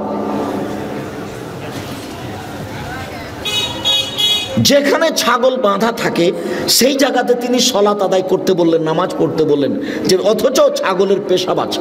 আমি কি করতে পারি? আমি ওটা বলতে চাইনি এই কথাটি, আমি পরিস্থিতিতে বলেছি যে আরে আপনি গাভীর পেশাব থেকে বেঁচে থাকতে চাচ্ছেন, অথচ গাভীর পেশাব বালতিতে করে নিয়ে কাপড় ভিজিয়ে সেই কাপড়ে সলাত আদায় করলে কোনো সমস্যা নেই। আমি একটা জোর দিতে গিয়ে কথাটা বলেছিলাম, কিন্তু কথাটা এসে নোয়াখালীতে এইভাবে ধরা পড়বে তা আমি বুঝতে পারি যে আমি সরাসরি বলে দিলাম যে গাভীর পেশাবে কাপড় ভিজান তারপর সালাত আদায় করেন, তাহলে এটাই করতে হবে? জি না, ভুল হিসাব, আমি এটা বলিনি। আমি এইভাবে কথাটা জোর দিতে গিয়ে বলেছিলাম, সরাসরি এই কথা বলেছি এই কথা নয়। তার উপরে যে কথা বলেছি সেই কথা আমাকে ফেরত নিতে হবে না। তবে আমি মানুষ, অবাক লাগে আপনি কিভাবে বিরুদ্ধে এত কথা বলতে পারেন। আমার জীবনে আমি কোনোদিনও অপ্রয়োজনীয় বাক্য বলিনি। আমার জীবনে 90 সাল থেকে আমি মাঠে আছি, 90 সাল থেকে আমার জীবনে কোনোদিন আমি কেসা কাহিনী বলিনি। পুরো জীবন আমি কেসা পাবেন না। আমি যদি কারো কথা নকল করেছি তখন এভাবে বলেছি, তখন কেসাটা এভাবে দেখিয়েছি যে জনৈক বক্তা বক্তব্য বলছেন, একদিন গভীর রাতে বাইজিদের মাতা পানি চাইলেন। বাইজিদ দেখেন বাড়িতে পানি নাই, দূরে পানি আনতে চলে গেলেন। পানি নিয়ে এসে দেখেন মাতা ঘুমিয়ে গেছেন। বাইজিদ গিলাস হাতে করে মায়ের পাশে দাঁড়িয়ে থাকলেন। সকাল হয়ে গেল, মায়ের ঘুম ভেঙে গেল। মা দেখে পাশে বাইজিদ গিলাস নিয়ে দাঁড়িয়ে আছে। বাবা বাইজিদ তুমি কেন দাঁড়িয়ে আছো? আম্মা আপনি সন্ধ্যা রাতে পানি চেয়েছিলেন, দেখি বাড়িতে পানি নাই, দূরে পানি আনতে গেলাম, পানি নিয়ে এসে দেখি আপনি ঘুমিয়ে গেছেন। আমি চিন্তা করলাম রাতের কোনো অংশে যদি আমার আম্মা পানি চান, আমি যদি নির্ধারিত সময়ে পানি দিতে না পারি তাহলে আমি উপযুক্ত সন্তান হতে পারবো না। সেই জন্য আমি গিলাস নিয়ে দাঁড়িয়ে আছি।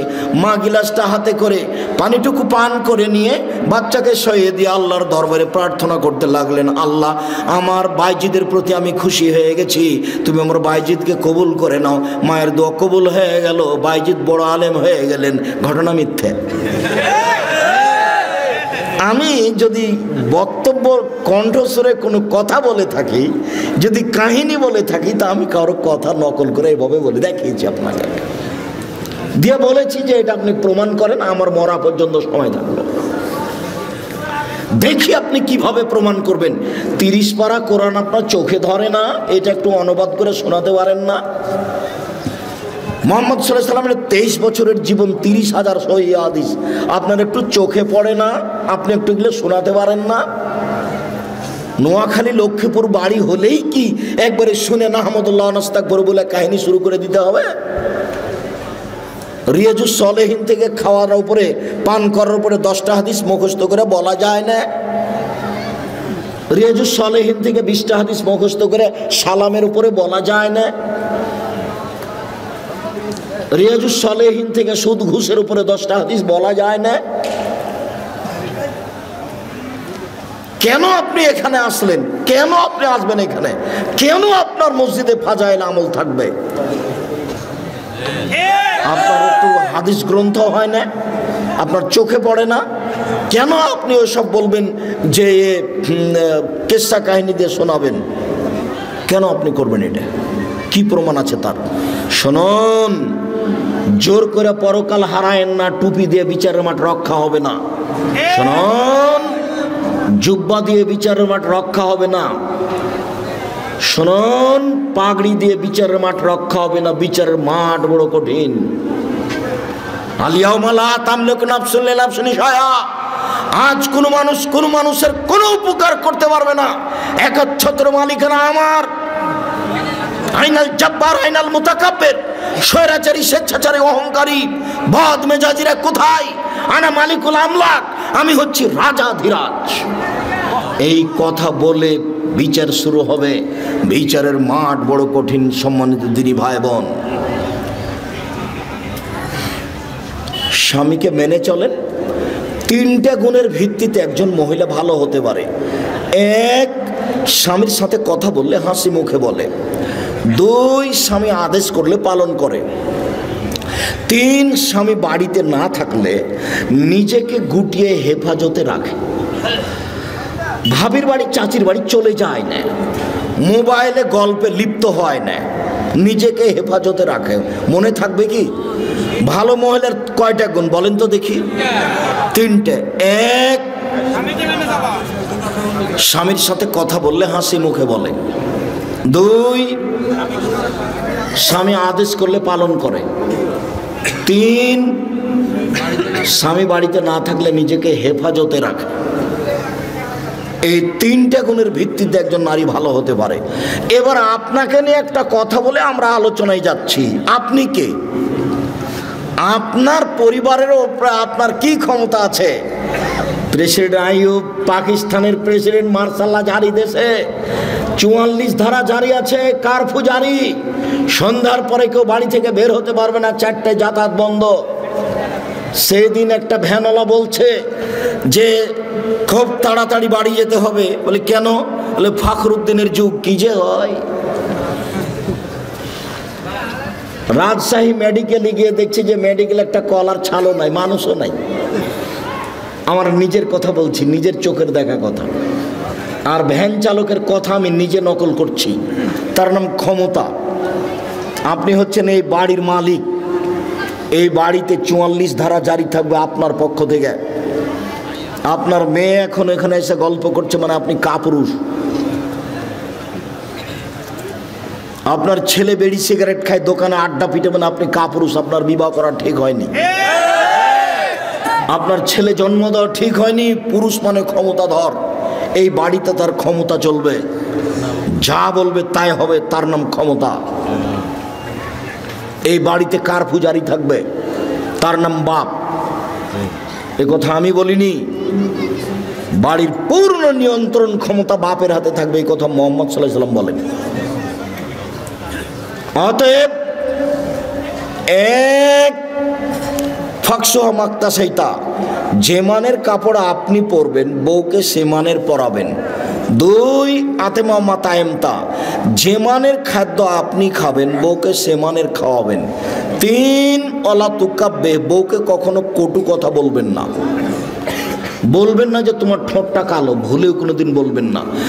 একবার ঠোঁট কালো বললে 10 বছর আপনাকে ভালোবাসবে না। ভুলেও কোনোদিন বলবেন না যে ঠোঁটটা মোটা, তোমার রংটা কালো, এভাবে বলবেন না। ভুলেও কোনোদিন শ্বশুর শাশুড়িকে গালি দিবেন না। একদিন শ্বশুর শাশুড়িকে গালি দিলে আপনার বউ আপনাকে জীবনে কোনোদিন ভালোবাসবে না। ভুলেও কোনোদিন কটু কথা বলবেন না। এই ছেলে, তোমাকে বলছি, বউয়ের সাথে তোমার এত খারাপ ব্যবহার কেন? তুমি কথাও কথা তোমার স্ত্রীকে গালি দাও কেন? ও কি পশু প্রাণী নাকি? ও কি তোমাদের বাড়ির কুকুর শ্রীগাল পশু প্রাণী? তুমি তোমার বউকে এত তুচ্ছভাবে দেখো কেন? মুহাম্মদ সাল্লাল্লাহু আলাইহি ওয়াসাল্লাম বলেছেন বউকে কটু কথা বলবা না। চার, ওলা তাজরিবাল ওয়াজহি, মুখের উপরে মারবা না। পাঁচ, ওলা তাতরুকা ইল্লা ফিল বাইতে, তুমি তোমার বাড়ি ছাড়া তোমার বউকে কোথাও যেতে দিবা না। ও খালার বাড়ি যেতে পাবে না, ও ফুফুর বাড়ি যেতে পাবে না, ও ভাবির বাড়ি যেতে পাবে না, ও মায়ের বাড়ি যেতে পাবে না। জরুরি প্রয়োজন ছাড়া বাড়ি ত্যাগ করতে পারবে না। এই কথা মুহাম্মদ সাল্লাল্লাহু আলাইহি ওয়াসাল্লাম বলেন, আমি বলিনি। ও আপনার বাড়ির বাইরে যেতে পারে না। বিবাহের বাড়িতে যাওয়ার কোনো প্রশ্নই আসে না। বিবাহের বাড়িতে গেলে স্বামীর সংখ্যা বেশি হয়ে যাবে।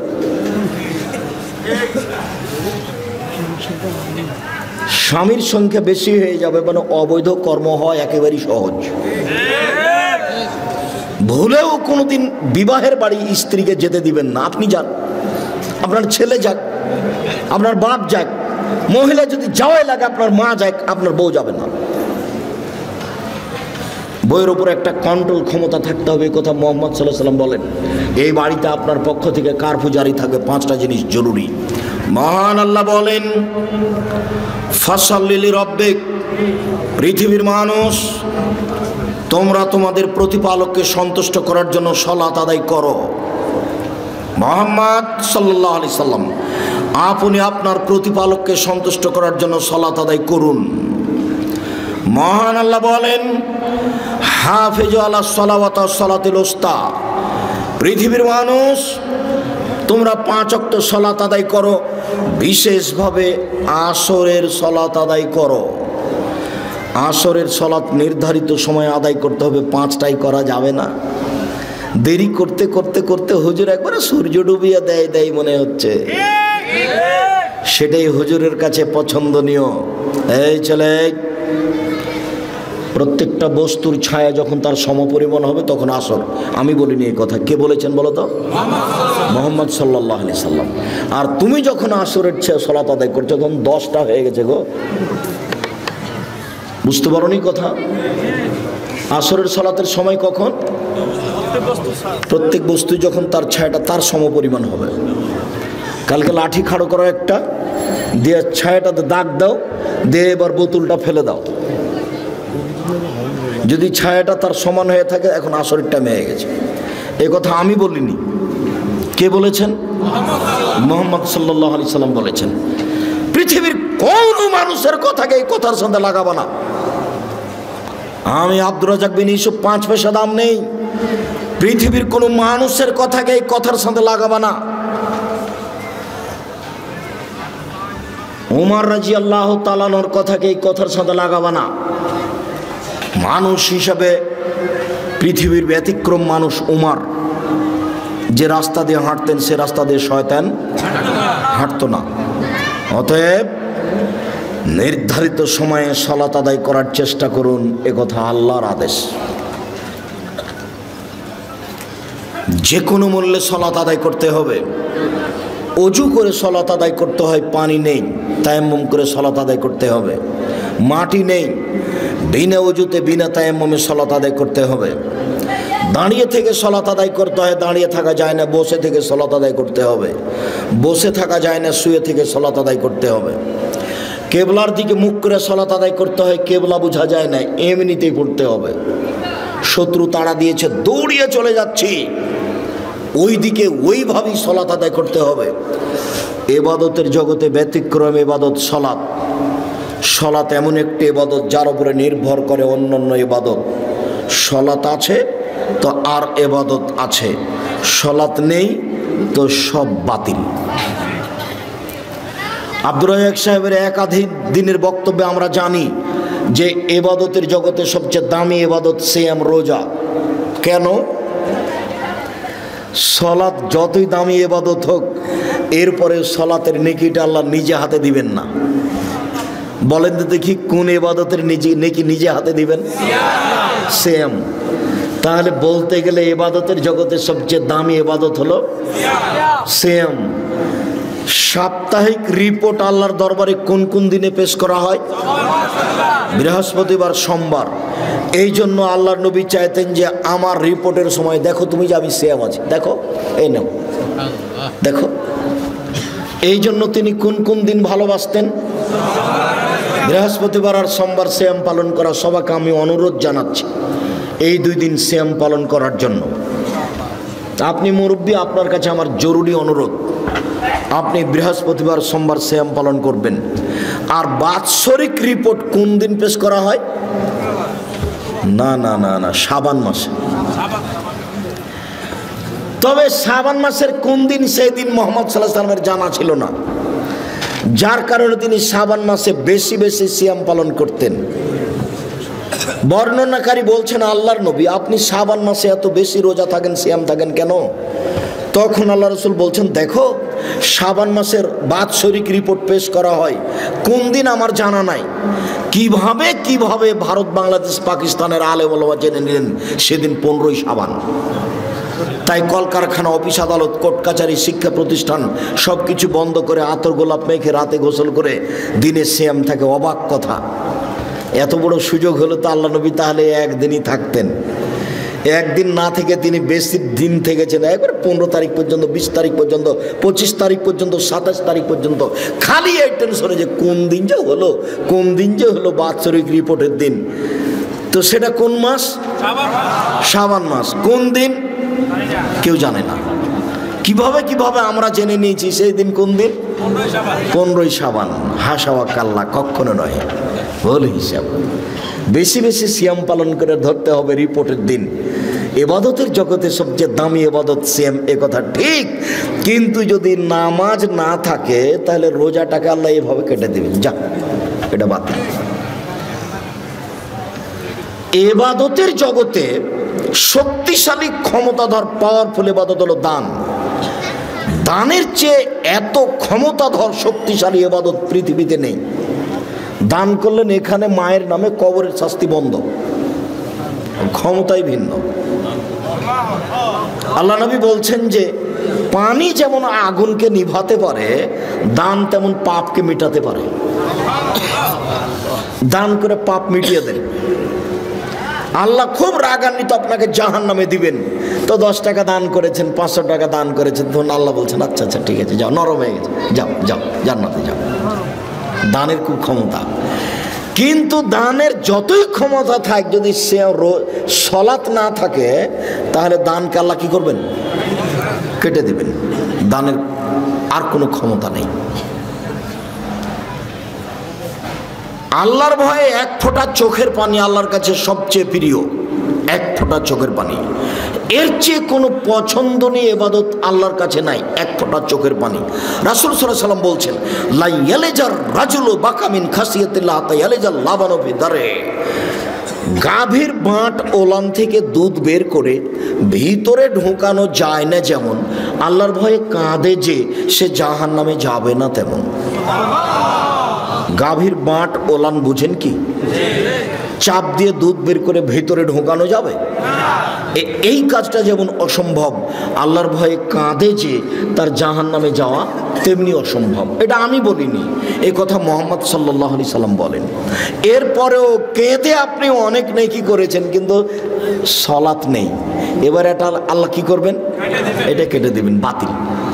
তাহলে ইবাদতের জগতে সবচেয়ে ব্যতিক্রম ভিন্ন ধরনের ইবাদত হলো সলাত, যার উপরে নির্ভর করে অন্যান্য ইবাদত। সলাত এমন একটি ইবাদত যার উপরে নির্ভর করে অন্যান্য ইবাদত। অতএব পরিষ্কার কাপড় পরে সলাত আদায় করতে হয়, পরিষ্কার নেই, যেই কাপড়ে পেশাব পায়খানা লেগে আছে ওই কাপড় পরেই সলাত আদায় করবেন। পরিষ্কার অপরিষ্কার কোনো কাপড়ই নেই, আপনি উলঙ্গ হয়ে আছেন, নামাজের টাইম হয়ে গেছে, আপনি এ অবস্থাতেই সলাত আদায় করবেন। যার কারণে আমি বহুদিনই বলেছি যে মুসলিম দেশে মার্কিন সৈন্য ঢোকে, কথার কথা ইরাকে, আফগানিস্তানে মুসলিম মহিলাকে ধরে 5 জন 7 জন ধর্ষণ করার পরে পরনের কাপড় খুলে নিয়ে উলঙ্গ অবস্থায় তাদের সামনে হাঁটতে বাধ্য করে। এই সময়ে যদি সলাতের টাইম হয়ে যায় তাহলে মুসলিম মহিলাকে উলঙ্গ অবস্থায় মার্কিন সৈন্যের সামনে সলাত আদায় করতে হবে, করতেই হবে। পৃথিবীতে ব্যতিক্রম ইবাদত সলাত। যেই সলাত, যে ইবাদত মানুষের কোনো অসুবিধা বুঝে না, সমস্যা বুঝে না, অসুখ বিসুখ বুঝে না, কিছুই বুঝে না, একেবারে কিছুই বুঝে না। সময় হলে সলাত আদায় করতে আপনি বাধ্য। পৃথিবীতে ব্যতিক্রম ইবাদত সলাত। যারা সলাত আদায় করে না তারা কেমন? যারা সলাত আদায় করে না তারা কাফের। রাসূল সাল্লাল্লাহু আলাইহি সাল্লাম বলেন, মান তারাকা সলাতা মুতাআম্মিদান ফাকাদ কাফারা। কেউ যদি ইচ্ছাকৃত সলাত ছেড়ে দেয় তাহলে সে কাফের হয়ে গেল। মুহাম্মদ সাল্লাল্লাহু আলাইহি সাল্লাম বলেন, বাইনাল আবদি ওয়া বাইনাল কুফরি তারকুস সালাহ। মুসলমান এবং কাফের মধ্যে পার্থক্য হচ্ছে সালাত ছেড়ে দেওয়া। কেউ যদি সালাত ছেড়ে দেয় তাহলে সে কাফের, কেউ যদি সালাত আদায় করে তাহলে সে মুসলমান। আসহাবু মুহাম্মাদিন সাল্লাল্লাহু আলাইহি সাল্লাম লা ইয়ারাউনা তারকু কুফরুন গায়রা সালাহ। মুহাম্মদ সাল্লাল্লাহু আলাইহি সাল্লামের সঙ্গী সাথী সাহাবীগণ কেউ যদি রোজা ছেড়ে দিয়েছে তাহলে তাকে কাফের মনে করতেন না, কেউ যদি হজ না করত তাহলে তাকে কাফের মনে করতেন না, কেউ যদি যাকাত না দিত তাহলে তাকে কাফের মনে করতেন না, তবে কেউ যদি সালাত আদায় না করতো তাহলে তাকে কাফের মনে করতেন।